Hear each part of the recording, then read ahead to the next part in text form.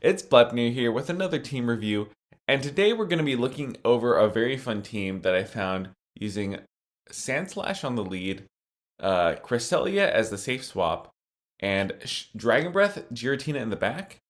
I found that this team worked really well just because a lot of teams were super weak to Cresselia. They didn't have a direct response. I think it would work a little bit better with Shadow, Alolan Sandslash. And the Dragon Breath Giratina in the back just does so much fast move damage, does so much consistent charge move damage, just getting to those Dragon Claws so quickly as a very strong team. So let's see how this team does. So first off here, we have Sandslash into Walrein. This is a pretty good matchup. We are going to assume that they go straight for the Earthquake here. We throw one before they get to the Earthquake just because we want to get off this drill run damage. We're going to shield here because we are kind of weak to the Walrein in the back. We don't want to see the Walrein with the Dragon Breath Giratina. So we actually shield up an Icicle Spear, and that's no problem because as you're going to see, they actually have to shield in return if they want to win this matchup. So they're going to go for the Earthquake. We easily tank an Earthquake. This is why regular Sandslash is superior in some ways to the Shadows Alolan Sandslash. They do have to shield. So we are going to let this go. And the reason why we let this go is because we know that they don't have an answer to Dragon in the back. Because Walrein is a very good answer to Dragon types. And so we're just going to farm them all the way down. They do have a Gengar in the back, and so this is a really interesting pick. You don't see a lot of Gengars in the meta, and this Gengar is going to just throw a Shadow Punch here. They could have Shadow Ball, but we just hard call the Shadow Punch, and so they have a Cresselia in the back. And so this was our very first match of the day, the very first match of the stream, and I just want to show how insane this is, that we got an attack fall. That's a 1 in 8 chance that we get an attack fall, and then they get an attack fall. This is insane. So far it's a 1 in 48 chance, 1 in 8 times 8, and then we get an attack fall. So that's insane. That's a 1 in 8 times 8 times 8 chance. It's like 200 something. Completely insane odds. And so we're just getting so many attack falls here with the Moonblast. We get another, so that's 1,000, like 1,000 something, 1 in 1,000 something chance that we get that. They have to switch out. So this is amazing for us, even though they baited. So because they baited, they should they should theoretically be able to win this game because of that initial bait on the Walrein. We just got so many attack debuffs in this very first game of the stream. By the way, I've never had so many Moonblast debuffs in one game. That's for sure. And then this game should be won because we will just barely outpace to these Grass Knots. They do shield up this Grass Knot, but we will get to this next Grass Knot when they're 1 away, and this will take them out, and that is a good game.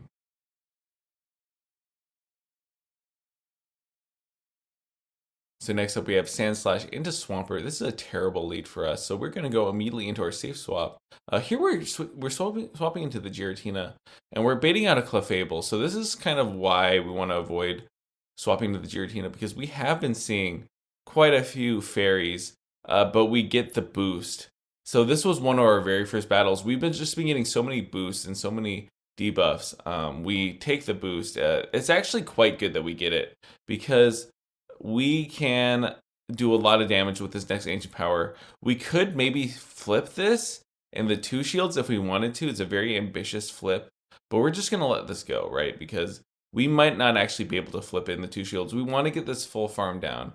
They're going to go for a Moonblast here, you're going to see, and that's the wrong choice. They want to go for the neutral Meteor Mash, but we take it. We don't look at Gift Horse in the mouth. We're still very healthy on our Sandslash. And then we go into Cresselia versus the Swampert, and Cresselia will be able to one-shot with this Grass Knot, of course. We're expecting them to safe swap. They do not safe swap. They go for the Earthquake. We should have shielded up this Earthquake because the Earthquake would have been the strongest hitting move left. So far, we were worried about a Dark type, but any of the Dark types in the meta probably wouldn't do that much more than an Earthquake anyway. So looking back, we should have shielded up the Earthquake. We're not looking too great here because they have the Swampert for the A/, right? And they have their own Cresselia for our Cresselia, a lot healthier than our Cresselia. But we're not giving up yet. This Moonblast will not take us out. Yeah, we're not going to be able to farm down. They do actually CMP tie us, which is not fantastic that they get the CMP tie. Things are looking worse and worse, to be honest. But we will take them out with this Drill Run. Or we're not going to take them out. We're going to get them quite low with the Drill Run, rather. And so the reason why we're throwing Drill Runs here is because Drill Run actually does more damage per energy than the Ice Punch. So if you have a choice between Drill Run and Ice Punch, you should use Drill Run as long as you can reach 2 Drill Runs. The Ice Punch, you can reach a little bit quicker. So we actually CMP tie here. This is not good for us. We went 1 over how much we should have done. We CMP tie. And luckily, it doesn't matter because we're going to go back into our Cresselia. They're going to take out our Cresselia. And they did not farm up enough. They did not farm up to a move. And what that means is that we are going to actually be able to win this. They needed to farm up a little bit more versus our Cresselia. If they farmed up 1 more Mud Shot here, they could have actually won this game. But luckily for us, they did not. And so that's a lesson to the opponent on the other side, is that you could have won that game. You needed to do 1 more Mud Shot. I was not at the Grass Knot yet. But regardless, very good game. This is a positive lead. The Sand Slash into the Dragonite. And we're going to be able to one-shot them with this Ice Punch. You see that I actually went 1 over the Ice Punch because of the fact that we can safely farm 1 over before they reach the superpower. And then they actually catch on the Registeel. So it's kind of nice to encounter the Registeel here just because Dragon Breath Giratina has such a negative matchup versus Registeel. So now we're baiting it out here. They have no fast move pressure versus our Alolan Sandslash is the thing. So we are going to put them into Drill Run range with the Alolan Sandslash. And then we are going to, so we just swap out as soon as possible because we have misaligned switch timers. They don't want to come back in with the Dragonite. They do come back in with the Dragonite to throw the superpower. We call it. What we're thinking here is that they're going to go for the Dragon Claw first. So we call the Dragon Claw. We shield up the superpower because we've been counting. We know that is the superpower. And we've been counting so that we know that they are 2 Dragon Breaths away from the superpower here. We want to throw the Ice Punch before they get to the superpower. They're at the superpower here. So we are going to no shield the superpower because we don't have any shields left. This is totally fine. Because we actually kind of want the Dragon Breath down, to be honest. We go for the Ancient Poggies here. The reason why we go for the Ancient Poggies is because we want the attack boost. We get the attack boost. Like I said, the boosts were absolutely going off today. I don't know what happened. We get the attack fall, but we're still boosted. We have a boosted defense. And they have Venusaur in the back. So this game would have been quite difficult if we didn't get the boost. But with the boost, it's going to be quite easy. We would have still won without the boost. But you can see here that the boost makes it so that we easily live 2 Sludge Bombs. What they needed to do was they needed to throw 2 Frenzy Plants instead of 2 Sludge Bombs. And then they probably could have won that. But good game regardless. So here we have a very difficult lead. We have Escavalier. We actually switched our Alolan Sandslash for Escavalier for a few battles on request of one of our viewers. And we just want to see how this goes. So we have Acid Spray on our Escavalier. I'm a huge fan of Acid Spray Escavalier just because of the strategical advantages you can get with it. we are going to go for the Moonblast versus this Shadow Dragonite. It's going to get them quite low. So we're not looking great here, right? Like they have a hard counter to our lead. They have a hard counter to our safe swap. But luckily we do farm them down. So that's why you run Acid Spray. It's because you get an amazing farm down after the Moonblast with the Cresselia. And so we actually win that secondary matchup. And they are forced to shield on their Dragonite. This is kind of a scary situation because the Dragonite's going to get a ton of farm here. They do not shield here. And that's actually good. The fact they didn't shield is good because we get this farm down. And now they have the Tapu Fini here. And so a lot of people in my chat at this time were asking me, Blepnir, do you throw the Drill Run? Do you throw the Acid Spray? It doesn't matter. Ultimately, it doesn't matter. We throw the Acid Spray. But regardless, the end result is the same. And the end result is that an Ancient Power will KO. You see, I do something kind of stupid here. I actually go for the Dragon Claw before I reach the Ancient Power. The reason why I was doing that is because I wanted to throw the charge move before they could switch out. We correctly shield up the Moonblast. And so you see there, that is the reason why I threw the Dragon Claw, was because I was kind of worried that they'd be able to switch out there. But luckily, we do get to the Ancient Power there in the end, and we are able to take them out. They did try to switch out. They were unsuccessful. That is a good game. Ampharos. So we saw a few Ampharoses today. Ampharos is not a great pick at all. We baited against some of them. We threw the Drill Run against some of them. The safer play is to throw Drill Run.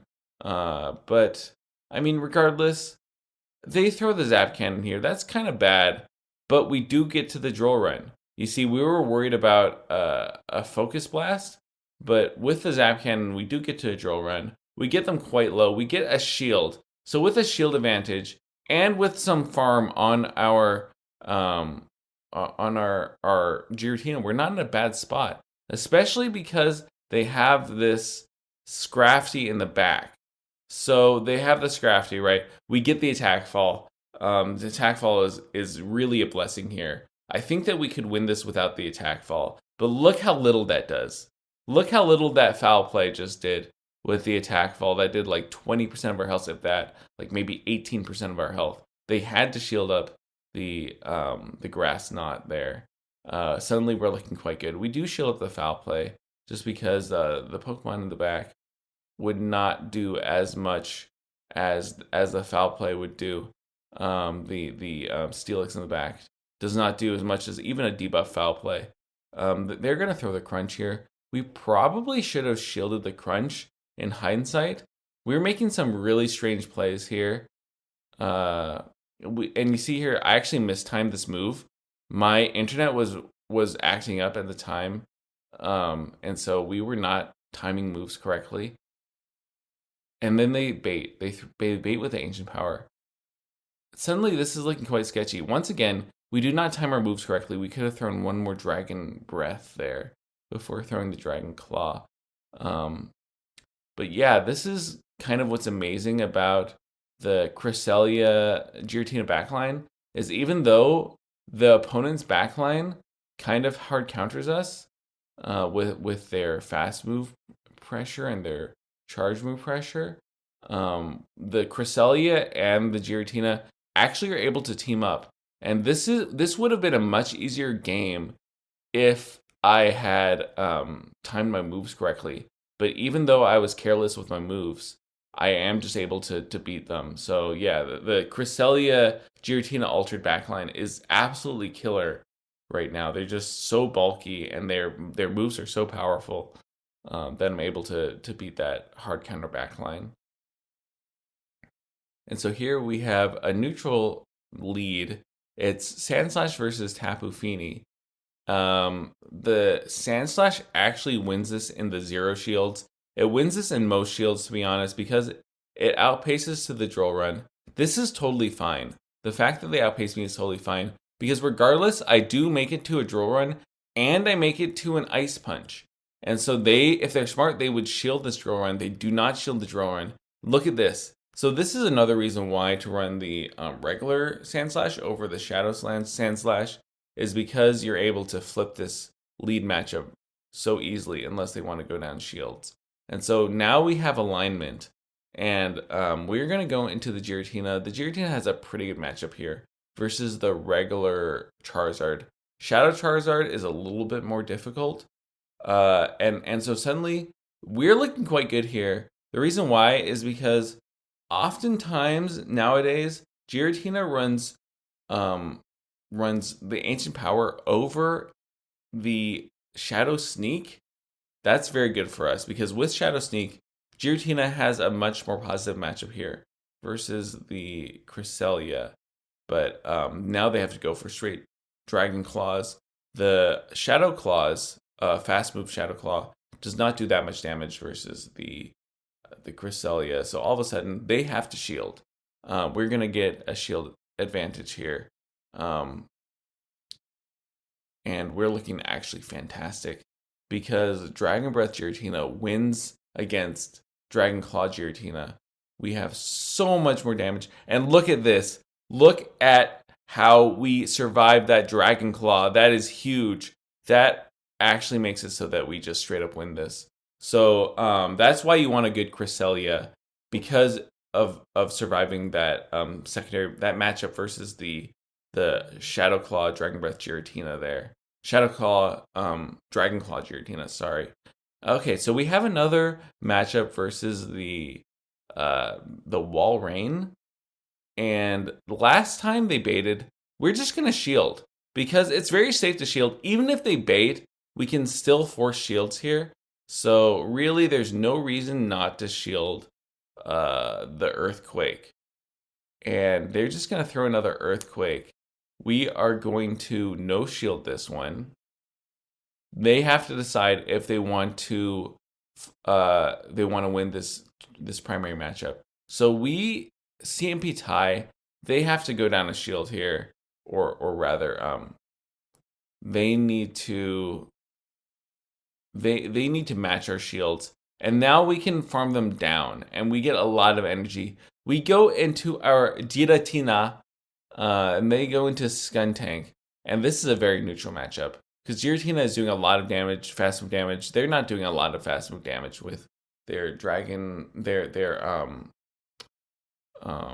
poison jabs, and so we're doing good damage with these Dragon Breaths. We're doing good damage with the Dragon Claws. We can outpace them to the next crunch, and that is huge because now we're going to get them really, really low. They throw the crunch, and so now I think what we're going to do here is we're actually going to throw the Weather Ball at them. They don't know that we have the Cresselia in the back, right? So they have no idea what we have in the back.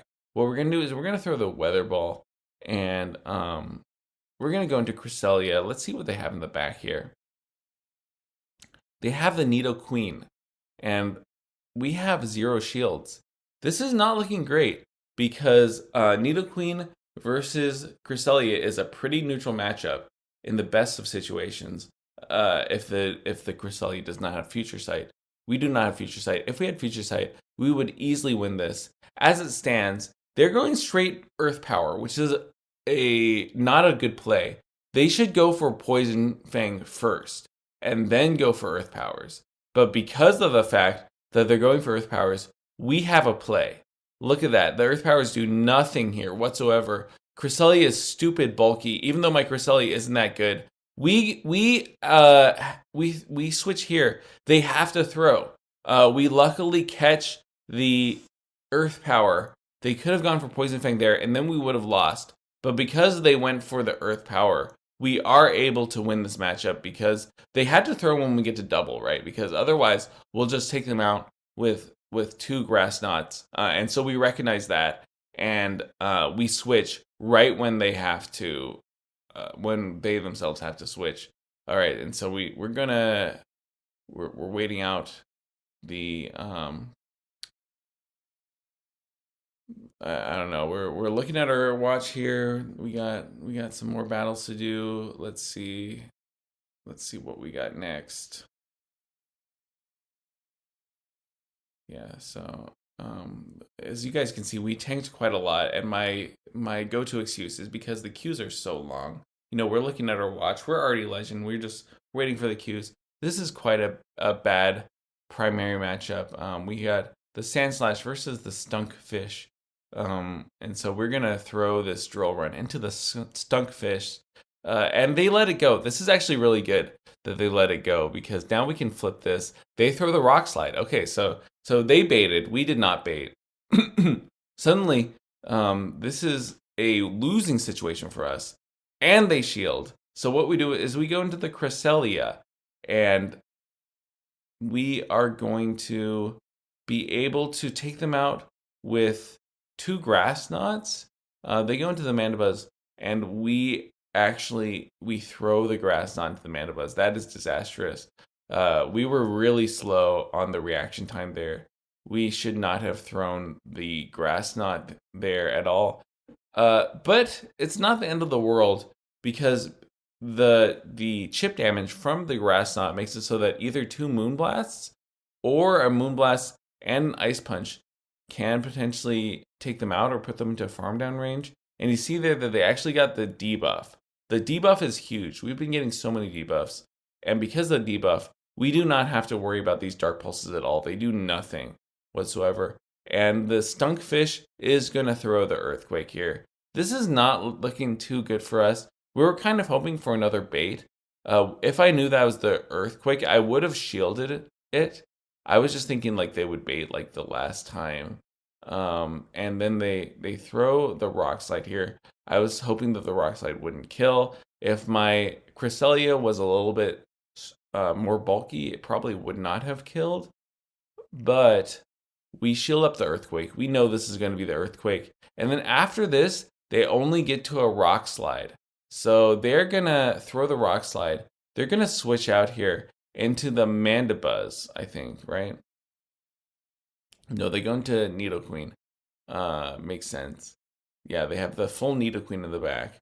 But once again, we've got kind of a tough situation where we've got a Nidoqueen versus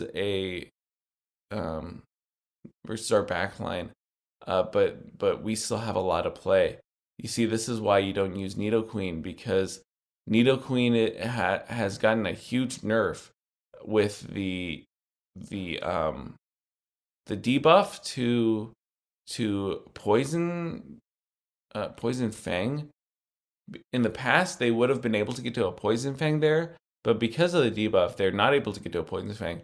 We completely sweep their backline, and that is a good game. So those were some very satisfying games. We had a lot of good games with this team. We had a lot of games that we threw that we should have been able to win with this team. We climbed over 100 points regardless. So I highly recommend this team with the Alolan Sandslash lead. Once again, Shadow Alolan Sandslash should work as well. But as you saw in this video, the regular Alolan Sandslash survives some stuff that Shadow Alolan Sandslash can't.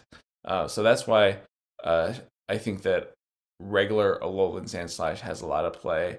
And Dragon Breath Giratina, really strong closer. The Cresselia is able to core break a lot of teams. And with that, I want to know you guys, how are you guys doing in the Open Ultra League, in the Fossil Cup? Let me know in the comments down below.